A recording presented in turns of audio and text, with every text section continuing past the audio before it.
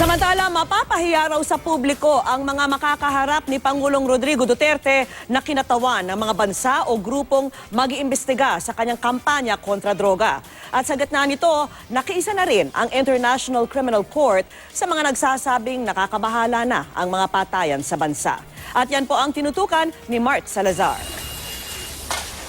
Labis na ikinababahala ni International Criminal Court Chief Prosecutor Fatou Bensouda ang mga patayan kaugnay ng iligal na droga sa Pilipinas. Kaugnay daw ito ng ulat ng pagkakapatay sa mahigit 3,000 tao sa nakalipas na 3 buwan sa gitna ng kampanya kontra droga. Ang nakababahala pa niya, ang pahayag ng matataas na opisyal ng gobyerno na tila kumukonsinti pa sa ganitong mga pagpatay. Babala ni Prosecutor Bensouda, posibleng makasuhan sa International Criminal Court ang sinumang sangkot sa mga karahasan, kabilang na ang pangungonsinti at pang-iingganyo nito sa anumang paraan.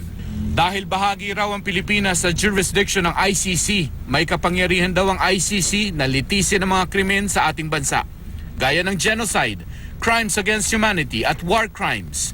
Patuloy raw na magbabantay ang ICC sa mga pangyayari dito sa Pilipinas. Sa pahayag na ito ng ICC, tila nakahanap ng kakampi si Senadora Laila de Lima sa pag-iimbestiga sa umano'y extrajudicial killing sa bansa. The ICC can always assume jurisdiction if they find enough or sufficient basis to do so. And once it happens, presidential immunity does not apply.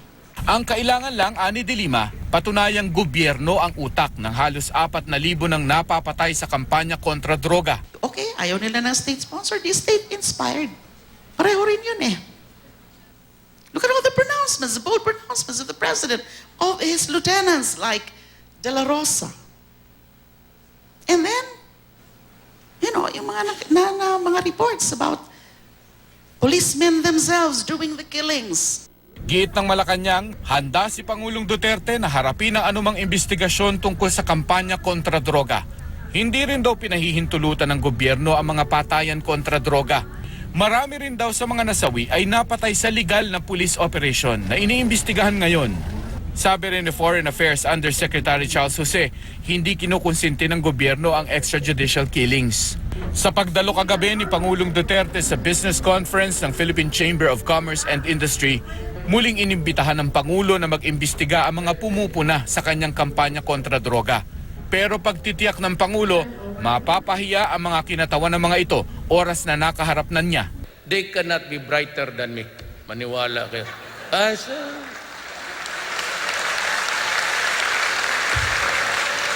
Paikutin kita. You know, I said, I've been a trial lawyer for 8 years. I will play with you in public. I will ask 5 questions that will humiliate you. And I will ask 10 questions for you to agree with me. Bantayan ninyo, it would be an spectacle. You better watch it all. Maganda yan. Giit ng Pangulo, hindi pulisiya ng gobyerno ang pumatay. It was never the thing of the government at the outset, yung patayan. You wrap around plastics all over the body. Why would the police do that? Why would you waste your time? Well, simply shoot him in the head once and that's it. Well, because that's for a form of torture. We do not do it. I will not also allow it. Mark Salazar, Nakatutok 24 Oras.